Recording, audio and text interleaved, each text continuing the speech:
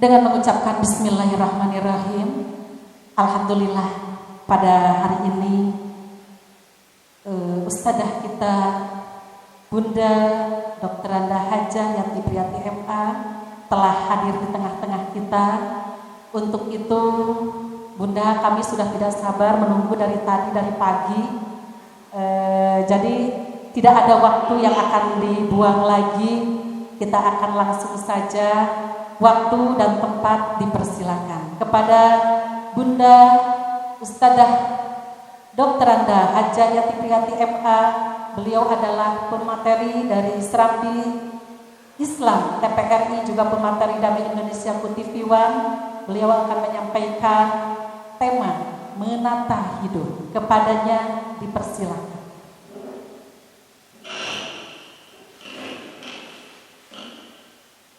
Bismillahirrahmanirrahim. Assalamualaikum warahmatullahi wabarakatuh. Kurang ya? Sehat Bu? Kelihatan seger, apa karena di Bandung ya?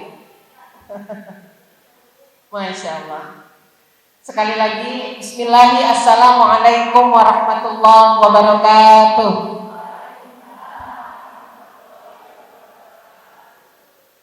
Alhamdulillah, alhamdulillahilladzi ja'ala taqwa khairaz zad, wassalatu wassalamu ala khairil ibad, wa ala alihi wa ashabihi ila yaumil ma'ad. Asyhadu an la ilaha illallah wa asyhadu anna Muhammadar Rasulullah. Allahumma salli wa sallim ala habibina wa syafi'ina wa maulana Muhammadin wa ala alihi wa ashabihi wa man tabi'ahum bi ihsanin ila yaumiddin. Qalu subhanaka la ilma lana illa ma 'allamtana innaka antal alimul hakim. Pertama-tama yang sama-sama kita hormati, kalau di sini namanya takmir atau DKM? Oh, masih DKM ya. Yang sama-sama kita hormati Bapak Ketua DKM Masjid Miftahul Jannah beserta jajaran pengurusnya. Insya Allah segenap tenaga dan pikiran yang dicurahkannya menjadi pembuka pintu surga kelak di yaumil akhir nanti, ketika nanti kita sama-sama menghadap kepada Allah Subhanahu wa Ta'ala. Wabil khusus Ibu Ketua Panitia yang luar biasa yang mengerahkan tenaga pada kajian bulanan ya Bu ya. Jadi kajiannya rutin tiap bulan. Masya Allah. Dengan narasumber yang berganti-ganti. Mudah-mudahan segenap tenaga dan pikiran yang dicurahkan untuk mendatangkan guru-guru dan menciptakan situasi yang begitu sangat tenang dan menenteramkan, juga mendapatkan balasan dari Allah Subhanahu wa Ta'ala. Ibu-ibu yang luar biasa nih, kumaha damang Ibu? Ya, orang jadi, oh Allahu Akbar. Oke ya. Bapak-bapak juga ya, Masya Allah. Jadi ini menandakan bahwa memang jumlah perempuan masih lebih banyak kalau di majelis taklim. Ya, padahal sensus terakhir itu ternyata yang banyak itu laki-laki. Tapi kalau di majelis taklim masih nampak yang banyak itu adalah perempuan. Ya, nggak apa-apa. Ya, jadi peran perempuan ini memang luar biasa karena yaitu ghirah untuk mengkaji lebih banyak. Ya, kemudian juga mengaji ini bagi kita kaum perempuan juga merupakan wisata. Betul Bu? Tapi jangan bilang healing. Kalau healing berarti penyakitnya parah gitu. Ya. Jadi mudah-mudahan ini menjadi ajang silaturahim, menjadi obat jiwa, menjadi penenang hati, menjadikan kita orang-orang yang saling menguatkan satu dengan yang lain. Bapak Ibu yang dirahmati Allah, puji syukur kita panjatkan kehadirat Allah Subhanahu wa Ta'ala. Alhamdulillah saya dari Jakarta berangkat jam 5 pagi. Ba'da sholat subuh ya Bu ya. kisaran perjalanan 2,5 jam. Ya, nyampe ke sini. Sekarang Jakarta Bandung masih bisa dijangkau dengan PP ya. Mudah-mudahan nanti kalau ada keretanya lebih cepat lagi. Ya, jadi lebih dekat kita lagi insya Allah. Syukur yang tak terhingga kita panjatkan kehadirat Allah. Alhamdulillah, syukur itu menjadi senjata ampuh buat kita semua. Ya, saya sering mengatakan bahwa dengan syukur itu kita menjadi orang kaya. Dibilang orang kaya belum amin. Dengan rasa syukur itu insya Allah kita menjadi orang kaya. Kekayaan yang tidak bisa dirampas, kekayaan yang tidak pernah bisa dirampok, kekayaan yang tidak akan pernah bisa berkurang. Kenapa? Selama kita masih mampu memupuk nikmat syukur itu, maka disitulah jiwa menjadi terasa memiliki kekayaan. Karena kekayaan jiwa itu tidak terukur, Ibu. Dan ini berada di dalam diri kita. Kenapa? Karena manusia itu terdiri antara fisik dan ruh. Ya, yang duduk di sini ini fisiknya, Bu. Tapi kalau yang duduk di sini udah nggak ada ruhnya, ibu-ibu kabur semua. Ini pertanda apa? Bahwa kita harus memenuhi standar kebutuhan jasad dan kebutuhan ruh kita. Nah, kecukupan akan segala hal tentang kebutuhan materi biasanya terasa lezat di dalam raga. Makanya nampak kalau orang kaya itu perhiasannya banyak. Ada orang kaya yang tidak suka perhiasan, pakaiannya. Ibu, kelasnya beda. Ya, nggak KW kayak kita. Nah, ini kenapa? Nampak, karena memang harus begitu. Ya, salah satu mencerminkan rasa syukur adalah tunjukkan bahwa engkau mendapat anugerah nikmat dari Allah. Jangan memiliki kekayaan tampil seperti orang tak punya. Fa amma bi ni'mati rabbika fahadits, ya. Apabila kamu diberikan nikmat, maka tahadus bi nikmat. Salah satu tahadus bi nikmat kayak ibu-ibu nih. Saya yakin di sini ibu orang kaya semua. Bangga, akhirnya semangat. Ya. Ya ini. Jadi nanti basisnya di mana? Kekayaan itu memunculkan ketenangan. Kenapa? Karena cukup. Jadi fondasinya mana? Tolak ukur yang paling indah mengukur rasa syukur itu ada di dalam jiwa. Dan kekayaan yang paling nikmat adalah kekayaan jiwa. Kenapa? Karena fisik sifatnya sementara, Bu. Dulu kita pernah muda, pernah kan? Apakah akan kembali muda lagi? Makanya kalau kalian hidup yang benar, ini kan temanya apa? Kalau ada kalimat menata berarti pernah berantakan. Betul, Bu? Maksudnya bagaimana?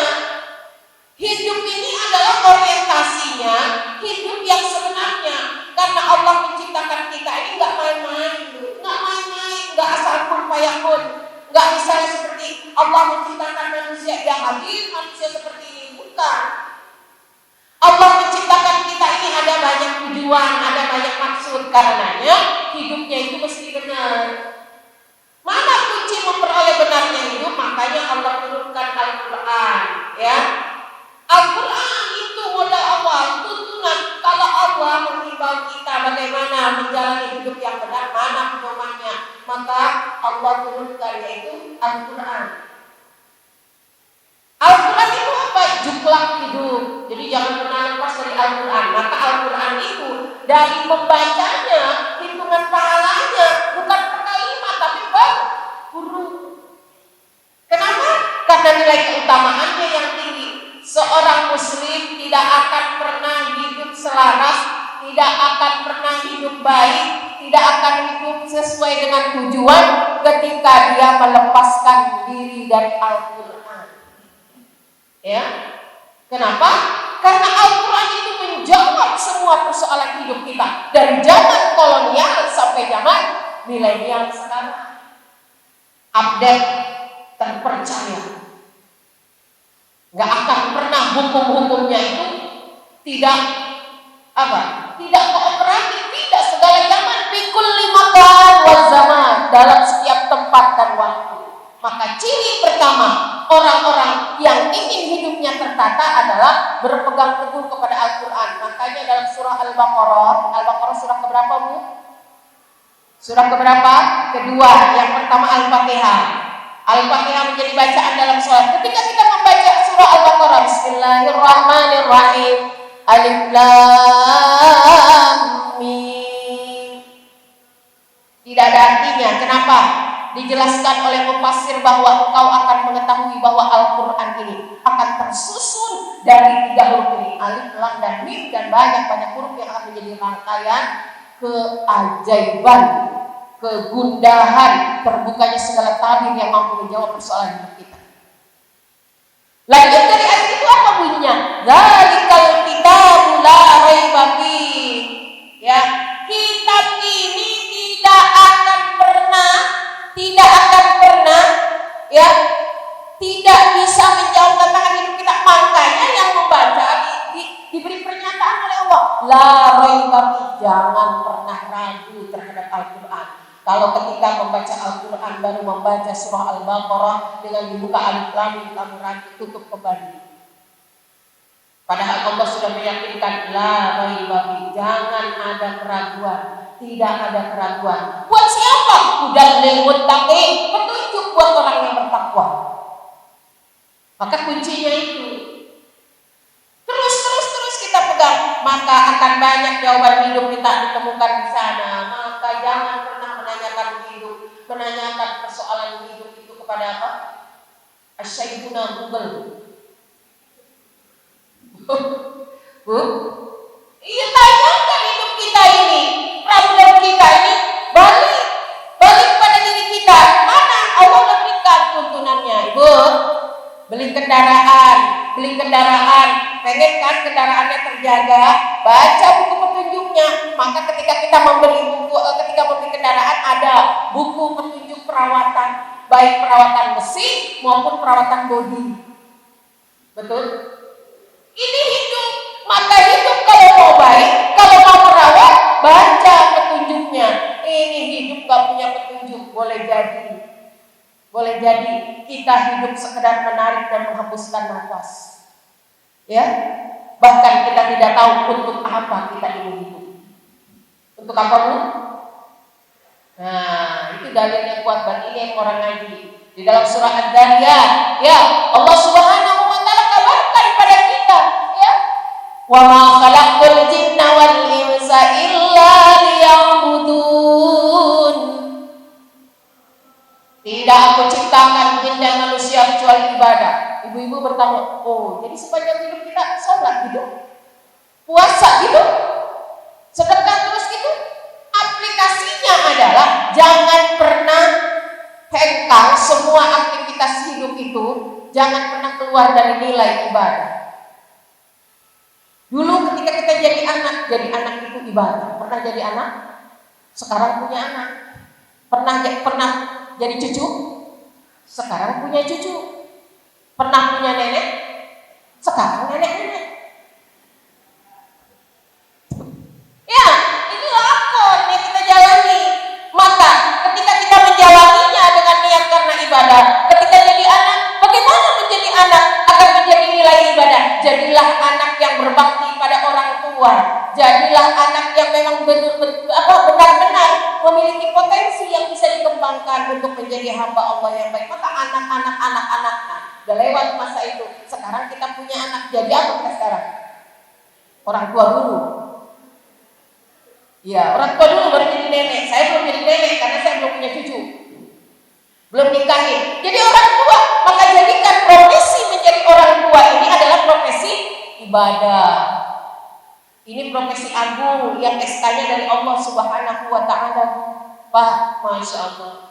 Walaupun gak ada sekolahannya menjadi orang tua yang baik, tapi orang tua ketika mampu mengantarkan anak-anaknya menjadi anak-anak yang soleh, surga balasannya. Ya, ibu sekolah jurusan apa? Dokteran. Jurusan apa? Arsitek. Tidak ada sekolah jurusan menjadi orang tua yang baik. Tidak ada. Kenapa? Karena petunjuknya sudah Allah berikan dalam Al-Quran. Maka bagaimana menjadi orang tua yang baik? Allah berikan rambu-rambunya kita bagaimana menjadi orang tua yang baik. Yang pertama kata Allah Subhanahu wa taala, tunaikan kewajiban sebagai orang tua. Jadi anak pun begitu. Bagaimana agar kita selamat menjadi anak? Al-Qur'an pun mengajarkan berbaktilah kepada orang tua.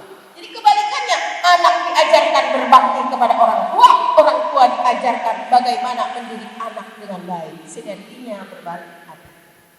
Kalau kita nggak tahu ilmunya, makanya banyak anak jadi-jadian.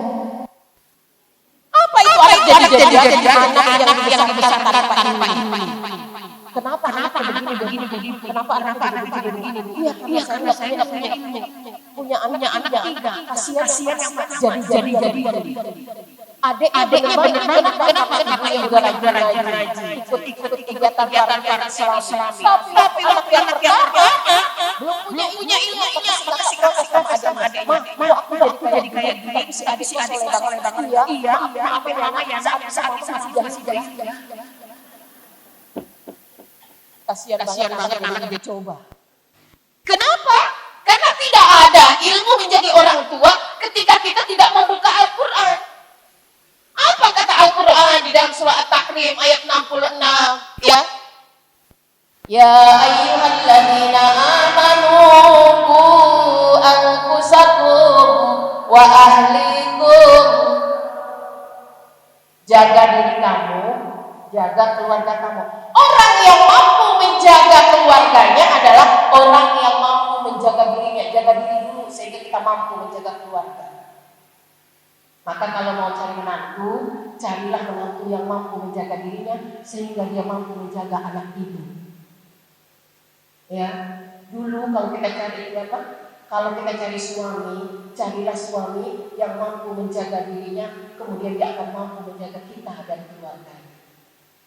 Kalau jaga diri aja nggak mampu, dia nggak pernah takut melanggar aturan Allah, bagaimana dia mampu membimbing keluarganya? Maka jaga dulu diri kamu sehingga dengan penjagaan ini kamu pun mampu menjaga diri. Inilah tugas kita sebagai orang tua. Apalagi di zaman sekarang, Bu. Tugas menjadi orang tua itu berat, Bu. Kalau sayang kita sama medsos, jangankan anak, kita aja punya HP, punya semua.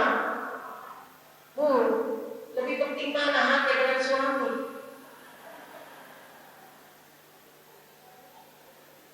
Bu, ibu jawabannya pas. Kalau HP bangun tidur diambil, kalau suami bangun tidur dicuekin. Bu, kalau HP mau tidur digenggam, kalau suami mau tidur berpaling gitu. Kalau mau ngaji yang dibawa itu HP, suami ditinggal. Kalau HP ketinggalan, putar balik, pulang lagi. Allahu Rabbuna. Jadi kita lebih butuh mana antara HP dengan suami? Nah ini mana era digital menuntut kita semua untuk menjadi orang tua yang berperan. Bagaimana menjadi orang tua yang tetap mampu memberikan sesuatu yang bermanfaat untuk anak kita di saat anak kita sudah menerima informasi yang begitu dekat dengannya. Anak sekarang lebih sering lihat wajah kita apa lihat wajah HP. Kadang-kadang ngomong sama kita tapi matanya ke HP kan. Terakhir saya mau tanya sama ibu, kapan dilihat sama anaknya mukanya? Halo Pak. Jadi kita ini adalah orang tua yang kesepian. Kenapa? Karena meskipun anak ada di rumah, dia sibuk dengan gadgetnya, sibuk dengan perangkat media sosialnya. Orang tua kalau butuh doang dicari. Iya. Nah, ya, hanya sentuhan. Akhirnya apa? Karena kita ibu kesepian, bapak kesepian, ya udahlah kita main HP bersama. Bapaknya sibuk dengan HP-nya, ibunya sibuk dengan HP-nya, anaknya juga di atas main game dengan HP-nya, ibunya sibuk dengan WA-nya, bapaknya pun demikian. Makanya bapaknya wajahnya cemberut, ibunya semblingan. Nah, ini aneh, era digital, keluarga era digital, satu rumah mukanya beda-beda. Nggak nyindir Pak. Realitas, karena saya juga begitu Pak. Makanya bahasanya kita. Ya Ibu, nggak bisa kita pungkiri. Makanya tantangan menjadi orang tua yang menata hidup siapa? Hidup kita dulu benar sehingga kita mampu menata hidup anak kita. Jadi kalau kita terus hari-hari kita habis di media sosial, bagaimana anak-anak kita? Allah, banyak istri yang lupa urus suami karena asik di grup, masya Allah. Seharusnya kita udah masak tuh, udah bersihin kamar mandi, 2 jam kita ini di grup. Makanya sekarang nggak aneh kalau di mana-mana orang sendirian tapi cengar-cengir. Iya, nggak perlu kita cuek. Kenapa? Banyak peristiwa bukan ditolong tapi diabadikan. Di video ngaji baru masuk masjid aja udah selfie. Yang lebih aneh lagi Bu, dia udah mau selfie nih rame-rame, katanya jangan pakai HP lu punya ini, dicari HP punya temennya yang paling glowing. Siapa yang kameranya lebih bagus, siapa yang HP-nya lebih mahal, pasti itu lebih laris.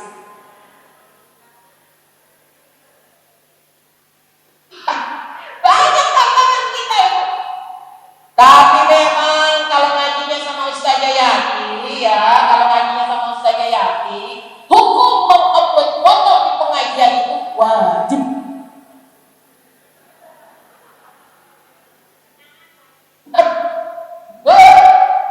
Kalau ngajinya sama Ustazah Yati, hukum mengupload foto di pengajian wajib. Jangan bertanya sunnah, jangan bertanya makruh, apalagi haram. Wajib. Kenapa? Sebagai media dakwah buat ngajak orang. Sekarang seragamnya kuning, kemarin biru.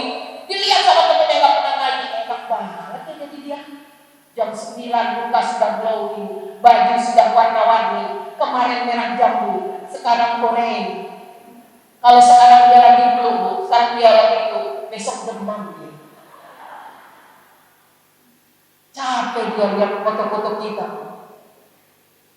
Jadikan media ini untuk berdakwah ngajak orang supaya apa? Yang belum cinta masjid, yang belum cinta ngaji, yang belum cinta ilmu, supaya mau ngaji. Enak ya jadi kamu ya. Apa yang kita pikirin? Alhamdulillah kita aktivis pengajian. Dari subuh kita sudah mandi, itu nggak pernah ngaji, jam 12 belum mandi. Makanya Pak bersyukur kalau punya istri itu doyan ngaji. Kalau punya istri rajin ngaji itu Pak, alhamdulillah, kan paling susah ngajar istri Pak. Paling susah ngajar istri. Maka pernah ada yang menyampaikan bahwa perempuan itu tulang rusuknya bengkok, betul? Gak tahu saya belum lihat. Hati-hati kalau meluruskannya. Kenapa? Kalau sudah diberi anugerah perempuan yang salehah dengan belajar di luar rumah, suami tidurnya nyenyak. Betul nggak? Kalau istri soleha, ya suami tidurnya nyenyak. Kalau suami salah, kalau suaminya salah, suaminya tidak soleh, istri yang terus kering. Mikir dia, kenapa? Kita mau nyampein pelajaran, suami nggak terima. Padahal imam belum bisa jadi imam yang baik. Tapi ketika istri soleha, tanggung jawabnya kepada Allah. Satu PR terbesar, usai sudah. Jadi kalau suami saya di depan, nggak pernah bangun sholat subuh. Nggak pernah. Tapi betapa berat membangunkan istri, anak belum pada bangun, udah azan subuh. Tapi kalau istri soleha, tidur paling belakangan, bangun paling. Betul nggak Pak? Ngomong-ngomong ada istri Bapak, ada istri Pak. Keren. Kalau kayak gini nih enak badannya berdua. Kenapa? Karena kalau punya istri soleha Pak, Bapak itu kayak ringan pokoknya. Nanti ditanya sama Allah, ya Haji, mana istrimu? Itu istri saya. Masya Allah. Ini mah orang pengajian. Iya, saya izinkan pokoknya. Ngaji kemana aja silakan. Tapi jangan lupa Pak, banyak pengajian itu banyak korban. Pak, jangan nyuruh-nyuruh ngaji istri kemana-mana. Jangan lupa Pak, kasih uang buat beli seragam. Seragam ini perlu dibeli Pak. Lain dengan istri yang di rumah saja Pak. Daster sudah 1 tahun tipis nggak ganti-ganti. Manfaat yang diterima adalah pahala dan surga kalau ngaji. Makanya Pak, mohon maaf ya Pak, kalau istrinya rajin ngaji, istrinya soleha, saya berharap jangan pelit sama istri Pak. Jangan pelit, dia minta apa juga kasih Pak. Dia minta surat tanah, kasih Pak.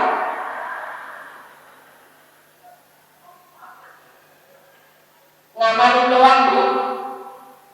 Ya Allah. Jadi inilah bagaimana kita bersinergi. Kenapa? Karena menjadi orang tua adalah sarana belajar dan mengajar yang tidak pernah berhenti. Apa dikira setelah menikahkan anak selesai? Tidak. Pertama urusannya cuma anak, kemudian setelah anak kita menikah tambah menantu. Setelah anak menikah, menantu sudah ada, tambah cucu. Berarti tanggung jawab menyelamatkan mereka dari nerakanya Allah Subhanahu wa Ta'ala tambah besar untuk kita. Makanya jangan kebanyakan berpacu di media sosial. Hello, berpaculah di dunia nyata, bukan di dunia maya. Dunia maya banyak tipuan. Tadi waktu berangkat kata suaminya, mukanya biasa-biasa aja. Kenapa pas dia kirim foto di grup mukanya tiba-tiba jadi glowing? Tadi waktu berangkat ngaji, badannya pun masih sintal. Kenapa tiba-tiba begitu dia kirim foto ke grup tiba-tiba istri saya jadi langsing? Itu tipuan. Ya. Iya. Banyak hal kita ketipu, Masya Allah. Apa yang kita lihat di dalam dunia maya, Ibu, belum tentu seindah di dunia nyata. Bisa jadi itu hanya pelarian. Jadi orang sekarang itu lebih bahagia melihat jempol daripada melihat kebahagiaannya sendiri. Setiap hari nge-upload foto dengan suaminya, dikasih like, Masya Allah, semoga sakinah, mawaddah warahmah. Padahal sebetulnya dia nge-upload foto itu memang lebih banyak masalah dengan suaminya. Tapi orang yang sedang bahagia tak sempat untuk meng-upload foto. Waktunya habis untuk menikmati kebahagiaannya. Ya Bu, orang bahagia tak memerlukan apresiasi dari siapapun. Kenapa? Karena kebahagiaan itu datang dari hati. Betul. Jadi modal utama kita apa? Di depan kita tanggung jawab tantangan begitu besar, Masya Allah. Anak kita ini anak era milenial, generasi Z. Mana ciri-ciri generasi Z? Yang pertama, hidupnya IQ-nya tinggi, tapi kepeduliannya rendah. Betul. Otak mereka cerdas Bu, kemampuan teknologinya luar biasa. Dibanding kita, nanya belum anak. Ini gimana nak? Gimana? Kita kan ganteng. Tapi anak kita kemampuannya tinggi. Maka tugas kita sebagai orang tua, bagaimana supaya tidak anak-anak ini didominasi oleh teknologi, ya, oleh dunia maya ini. Dia harus tahu. Jadi bagaimana kita menciptakan kepedulian antar generasi kita? Yang kedua, ciri-ciri generasi Z, generasi milenial adalah Ibu, semuanya serba instan. Pengen instan. Makanya era-era kayak gini kalau ditanya mau nikah, mau dengan siapa? Dengan pria yang sudah punya pekerjaan, dengan pria yang sudah punya tempat tinggal, dengan pria yang sudah mapan, dengan pria yang gajinya di atas 15 juta. Udah punya rumah, punya kendaraan, plus ada perabotan, ditambah dengan pembantu di rumah itu. Rasanya kalau laki-laki jomblo jarang kayak gitu, yang ada juga suami orang. Padahal ini adalah pejuang-pejuang rumah tangga. Tidak ada rumah tangga yang disuguhkan dalam kenikmatan sekaligus, bahkan fasilitas harta sudah cukup pun ada goncangan. Coba bagaimana Bu? Mobil sudah ada, rumah plus kolam renang, suaminya tampan, istrinya cantik. Bu, nikah belum 2 tahun, monyok dipukulin. Ini pengantin lama yang keren nih. Ya, walaupun alisnya turun, gak apa-apa kalau cuma alis. Ya Bu, kenapa? Karena tidak ada hidup ini yang nyaman. Allah selalu suguhkan. Kenapa? Liyabluwakum ayyukum ahsanu amala, supaya Allah akan melihat siapa di antara kamu yang terbaik amal-amalnya. Punya suami, Masya Allah ganteng, soleh, tajir, melintir, anak satu-satunya jadi gak punya ipar. Allah yang maha besar, cicilan seragam kecil. Allah yang maha besar, urusan suami gak pulang 3 hari kecil. Karena Allah yang maha besar, Allah yang maha menuntun hatinya, Allah yang maha besar segala perhatian tentang anak. Serahkan pada Allah yang maha membolak-balikan hati. Gak usah buat CCTV untuk anak marah kalau diawasi terus. Tapi mintalah pada Allah, Rabb, bimbing hati anakku. Inilah orang tua yang doanya diijabah, punya anak 10 Seperti apa? Kenapa kita bilang kok saya nggak kenal anak saya ya? Kenapa nggak kenal? 9 bulan dalam kandungan, 2 tahun di dekat bidara. Kenapa tak kenal kita dengan anak kita? Kenapa? Karena dia memperoleh input di luar kita. Banyak sesuatu yang diterima bukan hanya dari kita tapi juga dari luar orang tuanya. Maka jangan pernah berkata, saya sudah tidak kenal anak saya. Memangnya dia anak siapa, Bu? Nanti bapaknya bisa marah kalau dia bilang tidak kenal anak. Kita yang mengandung 9 bulan tidur di bawah, kemana-mana di bawah, ngaji di bawah. Apa yang kita makan menjadi makanannya, apa yang kita baca menjadi bacaannya. Apapun yang kita lakukan satu nada, satu nadi dengan anak kita. Karenanya itu ibu punya peran luar biasa untuk bagaimana menjadikan hidup anaknya berjalan dengan mulus dan manis. Makanya berkata Nabi Shallallahu Alaihi Wasallam bahwa pendidikan ibu adalah pendidikan yang pertama, madrasatul ula. Makanya salah satu hak seorang anak adalah diberikan ibu yang soleha. Ibunya soleha, insya Allah mampu mencetak anak menjadi anak-anak yang benar. Kalau ibunya tak cinta Al-Quran, gak mungkin anaknya cinta Quran. Anak-anak tahu itu hukum-hukum agama dari mana? Dari kita, ibunya, orang tuanya. Makanya yang laki-laki kalau mau cari istri, disuruh cari istri itu. Kalau dapat yang cantik, ya cantik. Tapi jangan hanya kecantikan. Karena kecantikan kalau nikah udah 20 tahun, kok biasa-biasa aja. Biasa-biasa aja, tetap baik dari tema untuk tetangga. Ya, kenapa? Karena ini prinsip tadi. Tapi yang abadi adalah bagaimana nilai ketakwaan. Suatu hari nanti semuanya akan terpisah. Surah Az-Zukhruf ayat 97. Al-akhillah yawmaidin ba'duhum ba'din, semuanya akan terputus. Hubungan suami istri putus, hubungan pengontrak dengan yang kontrak putus, hubungan sahabat dengan karibnya putus, hubungan anak dengan orang tua putus, kecuali yang tidak akan pernah terputus, hubungan yang relasinya dibangun atas dasar apa? Takwa. Dan ini bawa ke surga. Kenapa? Karena Allah gambarkan bagaimana kehidupan suami istri itu sampai surga. Ayo kita tata kebersamaan kita, Pak. Kalau suaminya malas ibadah, Pak, ayo bangun. Kalau istrinya malas ibadah, suami mesranya berdua tuh mesranya beda. Bukan colek-colekan, bukan berapa frekuensi per malam, bukan. Tapi kemesraan di usia kayak kita ini adalah ketika suami bangun, dia selesai duduk, dicipratan air yang ada di mukanya ke muka istrinya. Istrinya kan rame. Kenapa, Pak? Bangun saya. Apa? Tahajud, Pak. Oh, kalau dulu kan dibangunin ada maksud. Sekarang dibangunin munajat karena frekuensi di usia ini memang sudah berkurang. Kita diberi kekurangan oleh Allah dalam urusan membus syahwat. Untuk apa? Ibadah tingkatkan. Ayo tengadah ke langit berdua. Begitu lagi menengadah berdua, malaikat Allah Subhanahu wa Ta'ala lagi keliling di aras. Dia berkata pada Allah Subhanahu wa Ta'ala, ya Rob, Masya Allah, ini rumah tidak mewah ya Rob, peralatannya pun tidak mewah, sederhana ya Rob, tapi lihat ya Rob, suami istri berdua lagi menengadahkan tangan ke langit, bermunajat kepadamu ya Rob. Malu kalau kita nggak kabulkan, malu ya Rob. Masya Allah. Jadi yang berat itu sebetulnya bukan beban di punggung kita. Yang berat itu bukan bahan belenggu, tapi yang berat itu adalah selimut yang tipis di malam hari. Bu, yang berat itu adalah pelukan suami di malam hari. Untuk bangkit dan bangun bahagia. Betul. Jadi kalau ditanya, Pak, ayo bangun, mau kemana? Mau ke surga. Mau munajat malam. Ya, ngomong pada Allah Subhanahu wa Ta'ala. Curhatlah ke langit, jangan curhat ke media sosial. Karena yang akan kau dapat melalui media sosial hanya komentar dan dewasa. Sabar ya teteh. Gitu, selesai. Yang kita cari jempol, yang kita cari gambar lompat yang merah. Tapi apakah persoalan bisa selesai? Belum tentu. Tapi ketika dengan Allah Subhanahu wa Ta'ala, tenang pagi harinya. Kenapa? Meskipun suami kamu sudah hampir 6 bulan, senyum tetap ada. Kata suami gini, Mah, Papa teh benar-benar bersyukur punya istri seperti kamu. Kenapa memang? Mama teh nggak pernah berhenti tersenyum, meskipun tidur tersenyum terus. Ya Allah, ada suami yang bilang bersama saya tuh lihat suami saya lihat istri saya berhenti senyum tuh kalau tidur. Ini ada istri lagi tidur pun tersenyum. Insya Allah ketika ajal menjemput pun senyum. Senyum kan pada happy.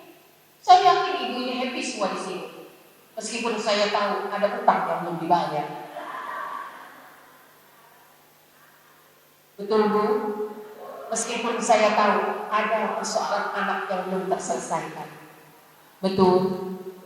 Meskipun saya tahu ada yang sedang bermasalah dengan suaminya.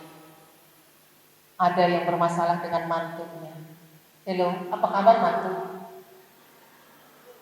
Bu, mau cerita menantu? Kagak cerita dari HP. Harus gimana? Diamlah. Diam akhirnya asma. Yang punya penyakit lambung asam lambung. Yang punya penyakit apa? Dengkul asam urat. Yang punya penyakit gatal eksim. Yang punya penyakit darah tinggi hipertensi. Kenapa? Tertekan di dalam. Untuk apa kita merusak diri kita ketika kita mampu membuka Quran? Masya Allah, Allah Subhanahu wa Ta'ala itu dalam surah Ar-Ra'd disampaikan pada kita, Masya Allah. Pesan yang indah, alladzina amanu wa tatma'innu qulubuhum bi dzikrillah. Orang-orang yang beriman itu hatinya tenang kalau ingat Allah. Ya Allah, begitu kita melihat anak-anak kita tertidur semua, alhamdulillah ya Allah, Engkau berikan anak-anak duluan sendiri ya Allah. Sekarang ada keturunan, alhamdulillah ya Allah, Engkau berikan suami meskipun tak muda lagi. Meskipun tak kekar lagi seperti pertama aku kenal. Meskipun tak kekar lagi, semua yang ada padanya putih semua ya Allah, putih. Dari rambut sampai jenggot putih semua. Bukankah hitamnya sudah kita nikmati? Sekarang memang udah masanya putih, terima yang putih. Bukankah yang putih bukan cuma suami kita juga begini aja cakep, tapi begitu pulang ke rumah ambiar. Jadi semua kita akan mengalami masa kelemahan dari segi fisik, maka bangkitkan bagaimana jiwa kita, psikis kita mampu bertahan. Makanya tuh makin lama dengan pasangan kayak teman, betul. Engkau sakit, aku juga ikut sakit. Suami yang sakit, istri 2 bulan gak ngaji. Ditanya sama ketua majelis taklim, ibu kemana gak ngaji? Suami saya sakit ustazah. Nah, kalau suami sakit pak, istri gak ngaji 2 bulan. Tapi kalau istri yang sakit, bapak kemana?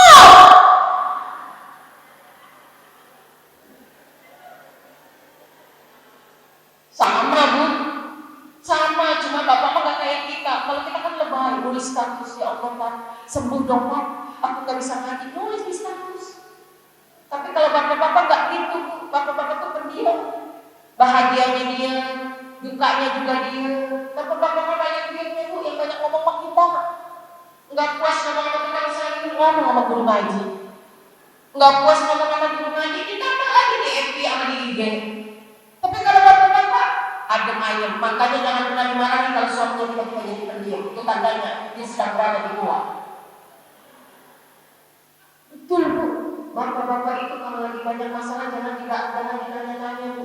Biarkan dia terpenuh dalam lamunannya, dalam rasa diamnya. Makanya yang laki-laki itu punya gua. Gua itu apa tandanya? Tempat sembunyi. Jadi biarkanlah dia tenggelam. Biarin kalau kita tak agak bawel. Kompensasi kita.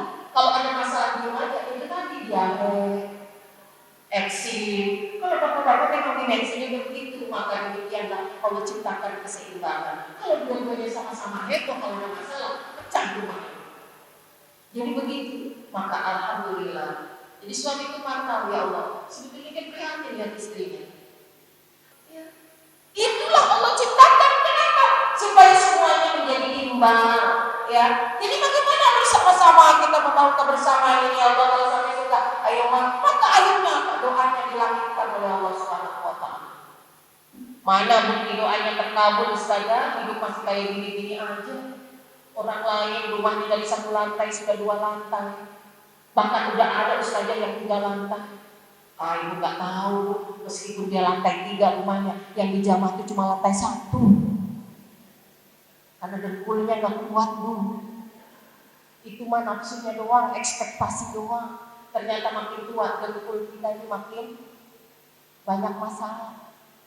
Ya, biar kata 1 lantai, yang penting kita bisa bersama-sama terus. Rumah 3 lantai, tiap malam belum nyampe rumah, jangan kan orangnya lampunya belum nyala. Ini kan bermasalah. Ya. Jadi bagaimana kita bawa hubungan ini sampai surga? Kita tata hidup kita dengan saling mendengarkan, wa tawasau bil haqqi wa tawasau bis sabr. Ya, kata Al-Quran mana dalam surah Yasin ayat 55, inna ashabal jannatil yawma fi syughulin bab. Ibu pasti udah hafal ayat ini. Bu, inna ashabal jannatil yawma fi syughulin fakihun. Sesungguhnya para penghuni surga itu mereka semua sibuk dalam kesenangan. Masya Allah. Kalau kita di dunia sibuknya bukan hanya sibuk kesenangan, tapi sibuk penderitaan. Tapi kalau di surga yang namanya syughul bu, tahta yang tidak akan pernah turun jabatan, bahagia yang tidak akan pernah berkesudahan, kenyang yang tidak akan pernah merasakan lapar, kebahagiaan yang tidak akan pernah ada di kalara. Itulah syughul tanpa batas. Kalau melihat pasangan nggak pernah ada rasa bosan. Kurang 1 ditambahin 2, kurang 2 ditambahin 3, bahkan sampai 70 Pak kalau kuat.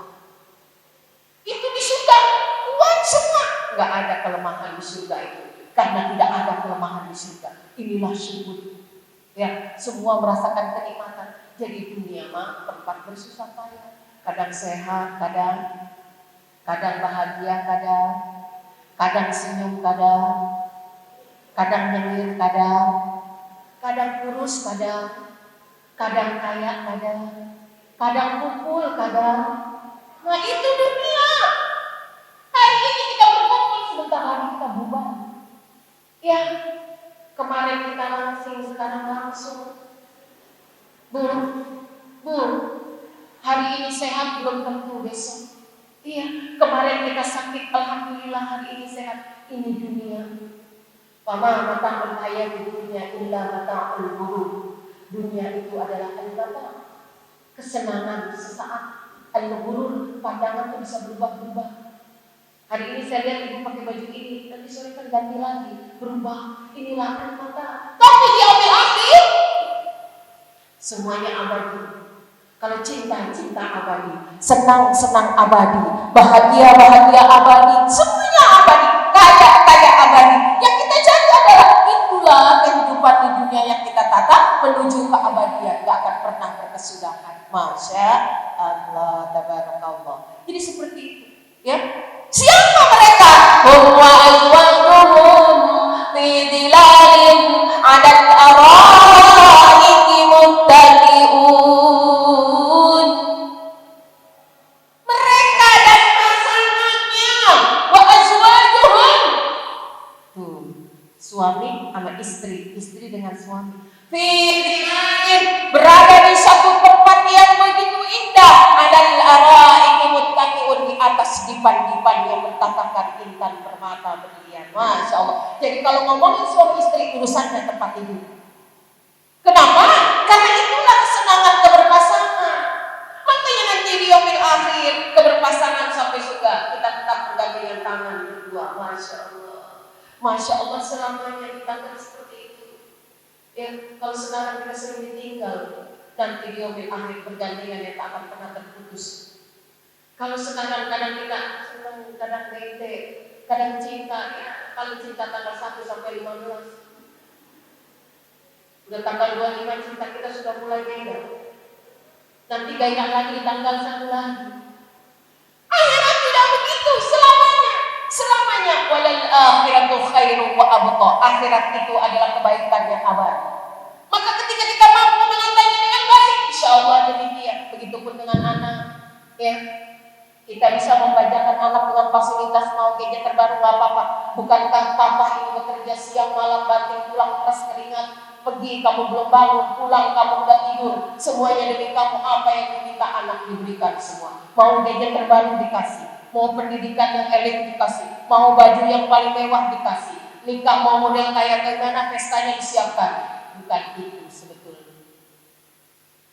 Tapi bagaimana kita menjaga keluarga kita? Buka An-Nisa ayat 9. Dikecam lagi kita orang tua. Wal yashalladzina law taraqu min khalfihim dzurriyyatan dhi'afa. Hati-hati kata Allah, dan hendaklah berhati-hati jangan sampai kamu meninggalkan keturunan yang lemah. Lemah apanya? Lemah imannya, lemah IQ-nya, lemah apa? Inteligensinya, lemah fisiknya, lemah emosionalnya. Kenapa? Karena zaman sekarang zaman bullying. Kalau anak kita lemah mentalnya, datang ke sekolah dibully, pulang nangis, kata mamanya gini, cemen amat sih kamu, dibully kok nangis. Tapi kalau anak punya mental yang kokoh, dibully dia tetap kokoh. Kenapa? Inilah ciri-ciri hujatul Islam. Menghina bukan berarti terhina, dijatuhkan bukan berarti terbunuh, disanjung tidak melangit, dijatuhkan bukan berarti dia harus jatuh dan tersungkur. Ini kuat, kenapa? Karena orang tuanya mampu memberikan nutrisi kekuatan hebat dalam jiwa. Ajari anak menjalani kesulitan hidup. Jangan sudah SMA pakai tali sepatu aja masih dipasang. Sudah mahasiswa, ibunya datang ke kampus buat apa? Buat nyuapin.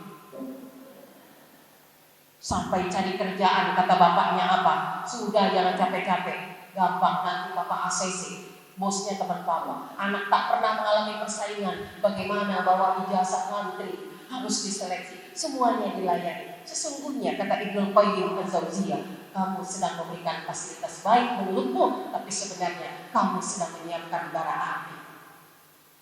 Alhamdulillah, makanya biarkan anak kita menyelesaikan segala problem hidupnya. Kalau dia berumah tangga, bermasalah dengan istrinya, jangan campur tangan. Ini urusan dia dengan istrinya, jangan langsung dibela dia anak. Ayo pulang, mama juga masih kuat kasih makan kamu. Anak baru 2, rumah mama terbuka lebar, ayahmu masih ada, meskipun kita nggak jaya-jaya amat, masih ada pensiunan. Ini orang tua apa provokator? Anak bermasalah sama suaminya, ibunya datang langsung menjemput, cucu dibawa, ditinggalin suaminya sendirian. Hello, menantu masih muda loh, di rumah sendirian, media sosial sering ngeran, jangan salahkan nanti hati orang lain. Orang tua menjerumuskan anaknya membangun rumah tangga yang sakinah, ternyata tak mampu bagaimana membimbingnya. Jangan pernah terima anak kita yang sudah menikah membawa anaknya datang ke rumah kemudian tutup pintu, suaminya menjemput, sayang pulang ini sayang rumah kita. Udah, mamanya belain, tidak usah. Kalau kau sudah bosan sama anakku, pergi kau ke sana. Itu bukan orang tua namanya. Ya. Kalau dia bermasalah dengan pasangannya, orang tua yang baik mengatakan apa? Selesaikan masalahmu, jadilah istri yang mampu melembutkan hati suami. Kalau anak kita laki-laki, kamu imam jadilah imam yang mampu mengayomi makmumnya. Wajar istrimu mengeluh begini-begini ya. Sapalah dengan kelembutan, berikanlah dia nasihat dengan kesabaran. Atau kamu bisa datang ke mama berdua, jangan kamunya sendiri. Tuh baru orang tua beneran, bukan orang tua jadi-jadian. Begitu jadi orang itu. Kenapa?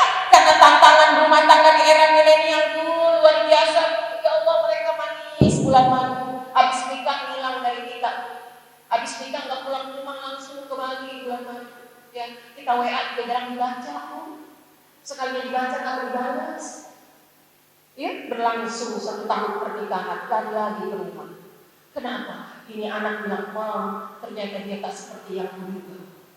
Bukan tak seperti yang kau duga, karena memang begitulah pernikahan. Tak nampak indah seperti pacaran. Lama-kelamaan kau akan melihat semuanya seperti terbentangnya langit dengan bintang-bintang. Suamimu yang kau dulu kira tajam melintir, ternyata semua cuma barang sewaan. Suamimu yang kau lihat dulu ketika PDKT wangi, semuanya perlete, begitu sudah menikah kelihatan semua. Parfumnya pun gak punya, dompetnya pun sering menjerit saking tipisnya. Semuanya sama, mama juga ngalamin begitu. Demikianlah berumah tangga, tidak akan selalu indah. Mungkin ekspektasimu adalah suamimu pangeran menjemputmu dengan kuda putih, kau dibawa ke istana yang megah, dikelilingi oleh para pengawal. Itu hanya ada dalam dongeng Cinderella dan sepatu kaca. Dalam kehidupan nyata tidak seperti itu. Bahkan para anbiya pun diuji hidupnya dalam rumah tangganya. Anak punya spiritmu. Ini tugas kita orang tua. Jangan nyaman main-main sampai hidup kita kamurgana, hingga anak-anak kita semuanya kehidupannya sirna, dan bahkan kita menjadi orang-orang yang jahat. Ini bagus banget ya, temanya cuma 2 kata. Tapi pembahasannya bisa 2 tahun. Kita kaji di sini bisa ada segmen berikutnya. Ya. Tapi di segmen berikutnya ya boleh sih, boleh Bu ya. Gak apa-apa, gak masalah kalau masih suka. Kalau nggak suka juga gak apa-apa. Ibu bisa lihat di dunia kaca aja. Bu, inilah demikian. Kenapa? Karena tidak mudah. Dulu zaman kita Bu, belum ada zaman internet. Masak sayur sering lupa digaremin. Apalagi lihat resepnya melalui YouTube. Reka-reka orang dulu tuh enggak, Masya Allah, hidupnya sederhana, ya rumahnya sederhana, suaminya juga sederhana, cita-citanya juga sederhana, membesarkan anak juga dengan modal pendidikan sederhana, karena mereka nggak punya gelar depan belakang, tapi alhamdulillah kita pada jadi orang, nggak jadi orang-orangan. Tapi sekarang kasihan anak-anak kita Bu, orang tuanya uji coba, anaknya coba-coba, maka akhirnya mereka menjadi uka-uka. Kan jadi masalah buat kita jadinya Bu. Maka harus sekarang kita cari ilmunya. Kita berikan mereka, meskipun mereka bisa lihat YouTube, meskipun mereka segala masalah bisa ditanya melalui media sosial, atau bisa ditanya melalui media online. Mohon maaf, semua benda ini tak mampu memeluk seperti pelukan seorang ibu. Semua benda ini tak mampu menyentuh kelembutan tangan seperti lembutnya tangan seorang ibu. Seorang anak, meskipun dia kepala HRD, meskipun dia manajer di sebuah perusahaan, tapi ketika dia datang ke ibunya, tidur di pangkuannya, dielus-elus kepalanya, tidur dan merasakan kehangatan cinta yang sudah tidak pernah lama dirasakan. Makanya kalau anak datang, siap-siap masak. Karena dia capek sama istrinya digoputin melulu. Ibunya yang masak nih, racikannya pulang. Ma, masak apa? Padahal masakan ibunya tidak modern. Masakan ibunya sederhana. Masakan ibunya tapi klimaknya, paling bahagianya adalah dengan cinta. Dan gak sambil baca WA. Masaknya gak sambil baca WA, fokus. Garamnya sekian, gulanya sekian, nyala kompornya sekian. Begitu dimakan sama anak kita. Apa komentar anak? Masya Allah, Mom, ini mengalahkan masakan hotel bintang 5. Ibu bilang apa? Jelas nak, karena mamamu ini adalah bintang yang tak pernah terhitung. Apa-apalah kita termehek-mehek dulu ya Bu ya. Baru sadar kita, jangan disuguhi gadget aja. Ini kan ibu-ibu zaman sekarang ini aneh. Supermarket dicarilah keranjang yang paling besar. Iya Bu, anaknya bukan digendong, ditaruh di keranjang. Barang mie instan, barang minyak goreng. Nyampailah di kasir. Nyampai di kasir, anaknya belum juga diangkat. Kata kasir, Ibu, ini mau dihitung? Zaman dulu itu Bu. Zaman dulu itu. Kemanapun ibu pergi, anak itu dirangkul, dipeluk Bu. Dekat dengan jantung kita. Dia belanja, ibu kita yang ngambil tangan kanan, masuk keranjang. Anak tetap di sini. Beda dengan ibu-ibu zaman milenial. Masuk aja lu bareng di situ dah. Makanya anak-anak kurang sentuhan, kurang kasih sayang. Bu, dulu anak belajar tuh sama ibunya. Ayo nak, Bismillahirrahmanirrahim. Sekarang enggak, dikasih aplikasi, anaknya suruh belajar sendiri. Begitu anaknya mampu baca Quran, ibunya buka status, alhamdulillah sudah bisa baca. Padahal yang ngajarin aplikasi. Keluar dari pesantren, hatam 15 juz. Ibunya begitu anaknya ini wisuda bangga, alhamdulillah 15 juz. Begitu pulang dari pesantren, juznya pada hilang. Kenapa? Karena gak pernah murojaah sama ibunya. Ibunya sibuk gak pernah ngaji. Modal yang ada bukan malah dipupuk, malah menjadi sirna. Dia yang share foto, dia yang bangga, tapi dia juga yang menghancurkan. Ya, ini tantangan. Karena jangankan kita yang masih kecil aja, Masya Allah, anak nangis. Ini main, situ udah biar anteng. Bu, biar anak anteng di HP-nya 2 kan, satu anak, satu kita. Sampai dia tertidur tuh anak megang ini. Jadi kalau nggak dikasih ini, mabok dia. Hati-hati, waspadalah. Sebenarnya kita sudah meracuni anak-anak kita. Bagaimana mau tertata dengan baik ketika kita malah meracuni, tidak memberi nutrisi yang baik? Jangan dulu menyalahkan dunia luar. Bisa jadi kesalahannya adalah kezaliman kita sebagai orang tua. Ngomong-ngomong sampai jam berapa kita? Loh, Masya Allah. Ada ruang tanya jawab? Harus ada ini. Saya yang bertanya, ibu yang jawab. Setuju? Setuju? Sampai jam 11 ya? 15 menit masih ada, kita buka ruang curhat dong. Ya. Ibu kalau buka IG saya kan buka ruang curhat netizen. Ya. Tolong dong di-follow IG saya. Nggak usah yang emak-emak, malah yang muda-muda mana ini? Iya. Jadi inilah spiritnya. Agar apa? Nanti kita bisa masuk surga bareng dengan anak kita, mau? Anak kerja di Jakarta, ibu tinggal di Bandung. Bukankah pengen kumpul? Kapan kumpulnya dengan keluarga, Bu? Lebaran, ajang 1 tahun sekali. Di dunia aja kita pengen kumpul. Punya anak 5, yang 1 di Jakarta, yang 1 lagi di Jawa. Kalau Ramadan, kalau Lebaran pengen kumpul. Yang 1 datang, yang 2 enggak. Tetap aja nyeri hati. Kenapa? Kakak mana? Enggak keluar THR-nya, Mam. Jadi enggak pulang. Apalagi nanti di surga, yang datang cuma anak pertama. Anak yang tengah sama yang bawah enggak datang. Pasti kita akan merasa enggak nyaman. Karena ini kepanjangan. Kumpul Idul Fitri aja hanya 2 minggu, bahkan 5 hari. Begitu didambakan bersama-sama. Bagaimana nanti di surga? Mau? Iya dah, PR kita masih banyak ya, Bu ya. Iya, makanya jangan dibilang alhamdulillah anak 5 udah nikah semua. Terus ibu mau apa? Main WA.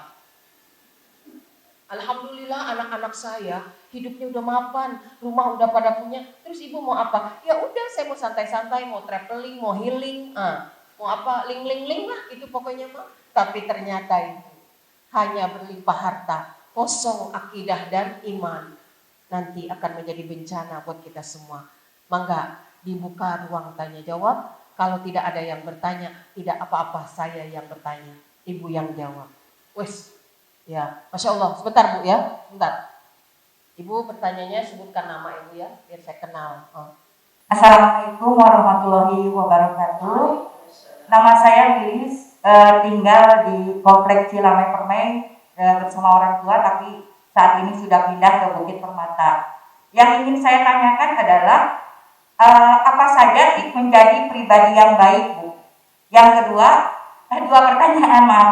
Yang kedua, tips menata hidup agar lebih terarah itu seperti apa? Apa kiat? Ya. Kiat menjadi pribadi yang baik. 4 poin. 4 apa 3? 4 poin. Yang pertama, salimul akidah. Punya akidah yang benar, keyakinannya jangan menyimpang. Akidah itu adalah fondasi utama, modal awal. Jadi kalau kita mau menjadi pribadi yang kokoh itu, Allah sebutkan di dalam surah Ibrahim itu ayat 24 ya. Daraballahu mathalan kalimatan thayyibatan kasyajaratin thayyibatin asluha thabitun wa far'uha fis sama'. Perumpamaan pohon yang kokoh adalah akarnya menghujam ke bumi, batangnya menjulang ke langit. Apa? Punya akidah. Ya, yang kokoh kemana? Kemanapun dia berlayar, keyakinannya tidak akan goncang. Dengan siapapun dia berteman, tidak akan terkontaminasi. Dimanapun dia berada, akan selalu memberi nutrisi kebajikan.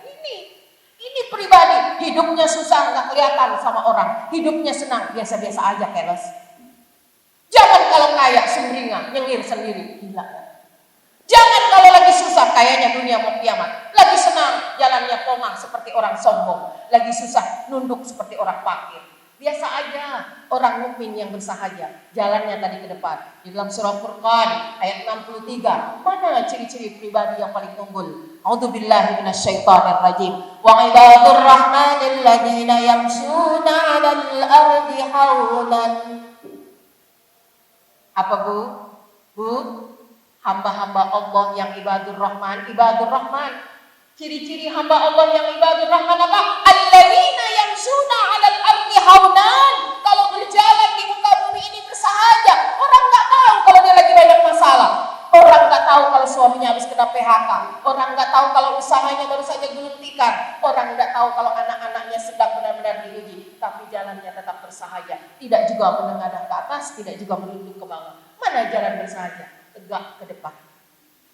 Kenapa? Karena dia punya Allah yang Maha Rahman.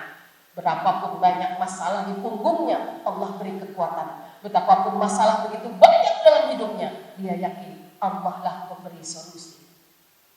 Makanya kata orang begini, kalian ibu kayak orang gak punya masalah. Hello, yang gak punya masalah itu orang-orang yang di kuburan, Bu.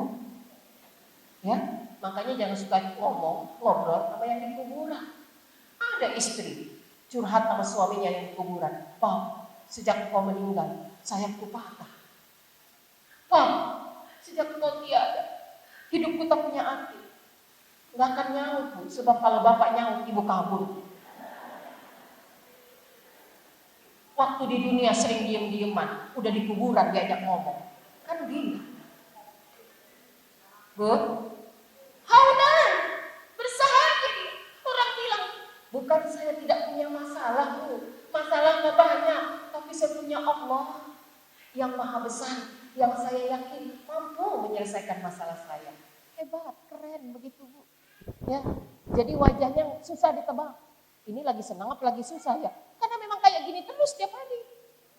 Jangan kalau lagi kayak gini, ini tanda-tanda dapat arisan ya. Kalau lagi kayak gini, tanda-tanda suaminya 3 hari gak pulang. Janganlah hati kita seperti akuarium, kelihatan ini ikan, itu akar, ini. Gampang ditebak, Mak. Cemen. Ya, jadilah pribadi yang kokoh, yang seperti tembok Cina. Susah dilihat apa di belakangnya. Inilah pribadi yang tips yang pertama. Yang kedua apa? Ini jawaban satu pertanyaan bisa 2 jam, Bu. Ibu nanyanya 2 pertanyaan lagi. Jadi mewakili semua kan. Sahibul ibadah, ibadahnya benar.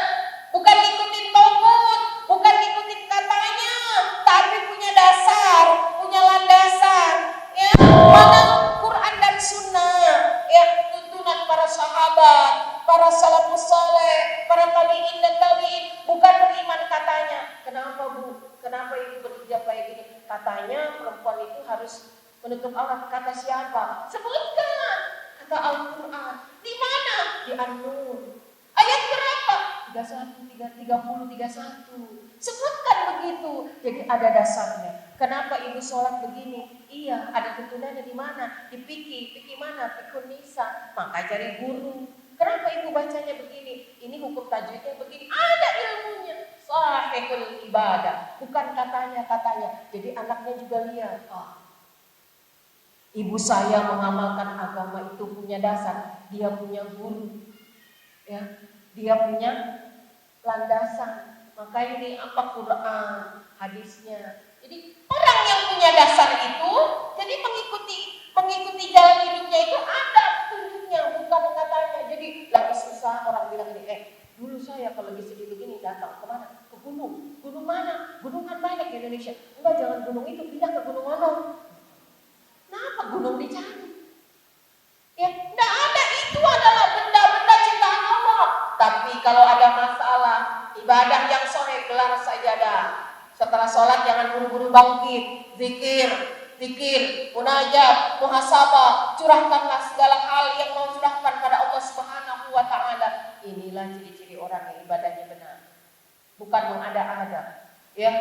Pengen masalahnya diringankan, sedekah. Kenapa? Salah satu keutamaan sedekah adalah dapat membantu meringankan masalah kita. Sedekah. Terus apalagi? Ya sholat jangan dilupakan. Apalagi ngaji. Begitu lagi pusing, buka aja apa yang dibuka ya. Udahlah baca aja.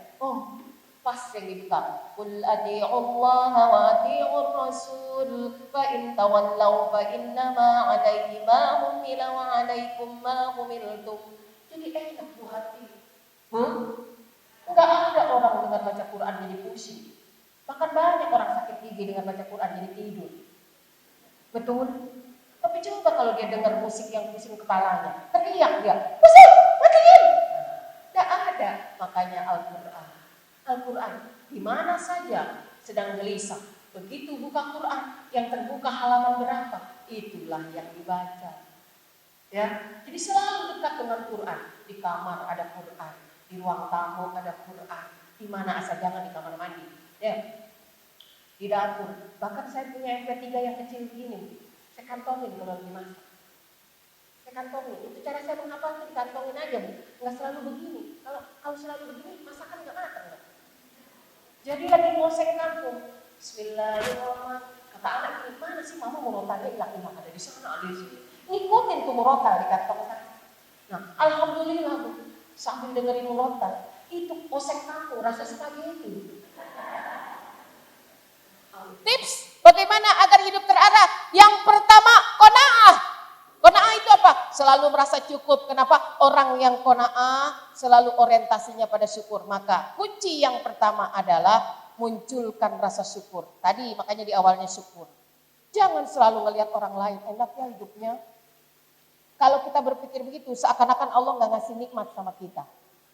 Lihatlah nikmat pada kita, maka disinilah hidup kita menjadi terarah. Arahnya mau kemana kita? Mau dibawa kemana? Mau dibawa ke sini, ke surga, apa ke neraka? Surga yang kita tuju, maka pandanglah mata. Ya. Nah, yang kedua, hidup kita bagaimana menjadi hidup yang terarah? Istiqomah. Innalladzina qalu rabbuna Allah. Orang-orang yang berkata Tuhan kami Allah. Summastaqamu. Kemudian dia konsisten, nggak mudah terbawa arus. Tatanazzalu alaihimul malaika, malaikat datang kepada jiwanya dan membisikkan satu kata, alla takhafu wa la tahzanu wa abshiru bil jannati allati kuntum tu'adun. Alla takhafu, jangan ragu, jangan takut, jangan was-was, jangan gelisah, karena engkau punya Allah. Ya, istiqomah. Meskipun dompetnya lagi tipis tapi mukanya senyum semua ini, Masya Allah. Dari rumah kayak orang bahagia banget. Tapi tetap bahagia sampai pulang ya Bu ya. Jangan nanti suaminya bingung. Mah, perasaan tadi waktu Ustazah Yati ceramah kamu sembringah, kok di rumah cemberut lagi? Begitu di rumah kelihatan lagi masalah. Tapi alhamdulillah kita sudah rehat sejenak di sini ya Bu ya. Ini makanya ya. Jadi kita istiqomah dengan Quran. Jangan dibaca sesekali dibaca, berkali-kali kagak. Jangan ngaji sesekali, jangan ngaji kalau lagi suami nggak ada di rumah. Begitu suaminya di rumah nggak ngaji-ngaji. Jangan ngaji ketika hanya sedang duka. Kalau lagi senang lupa sama pengajian. Istiqomah itu susah Bu. Kalau sesekali mah biasa. Ya, yang banget sangat luar biasa adalah yang rutin. Susah maupun sempit. Senang maupun sedih, kaya maupun miskin, sehat maupun sakit, hujan maupun cerah, semuanya tetap berjalan. Ya, jadi inilah bagaimana hidup menjadi terarah. Yang berikutnya, yang keberapa ya? Yang ketiga, bagaimana agar hidup kita terarah? Ini yang paling pamungkas. Jangan pernah berbalik dan mengingat-ingat masa lalu. Semua kita punya masa lalu, betul? Masih punya masa depan enggak? Masih punya masa depan? Jangan-jangan masa depannya suram. Tinggalkan masa lalu, tatap masa depan. Kenapa? Yang penting depan, bukan belakang. Cukup dia jadikan spion, jangan jadikan layar. Kalau dijadikan layar, mentok hidup kita mengenang masa lalu. Oh, coba ya dulu ya, saya pilih dia, pasti hidup saya nggak akan gini. Itu masa lalu. Waktu adalah harta yang paling mahal, tidak bisa dikejar dengan apapun. Dengan materi triliunan nggak bisa, dengan kendaraan tercepat nggak bisa. Dia akan pergi seiring berjalannya putaran matahari dan rembulan. Bahkan apalagi dikejar dengan hayalan dan ingatan di masa lalu. Jadi kalau hidup kita ingin terarah, pentingkan ke depan, bukan yang belakang. Yang belakang cukup jadikan sebagai rambu-rambu. Saya tidak mau mengulanginya, karena ini sebuah kesalahan. Apa yang Allah berikan sekarang? Inilah yang terbaik. Yang lalu cukup jadi referensi. Cukup jadi arsip. Kalau penting dibuka, nggak penting dibakar. Begitu prinsipnya. Jadi kita bisa move on. Bisa optimis. Jangan selalu merenung-renung. Iya ya, andai waktu itu papa goal ya. Goal bisnisnya. Pasti kita udah jadi orang kaya. Setiap Allah berikan sesuatu, itu yang baik buat kita. Wa asa an takrahu syai'an wa huwa khairul lakum. Bisa jadi kamu bilangnya buruk tapi kata Allah baik. Wa asa an tuhibbu syai'an wa huwa syarrul lakum. Ya, bisa jadi kebalikannya.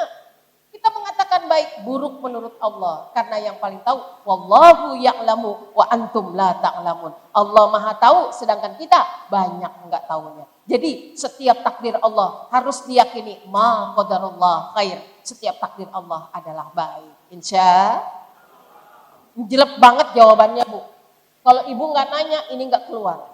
Tapi dengan pertanyaan ibu, simpel udah kejawab semua. Makanya pantas jika kita sudahi kajian kita. Bu, ya nantilah kalau pengen diperpanjang lagi ya. Iya, karena ibu habis ini cepat nyampe ke rumah. Kalau saya lumayan.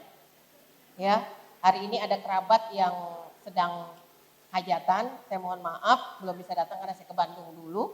Dari sini saya baru datang ke kerabat saya. Karena makin hari, Bu, yang mahal itu bukan materinya, tapi yang mahal itu waktunya.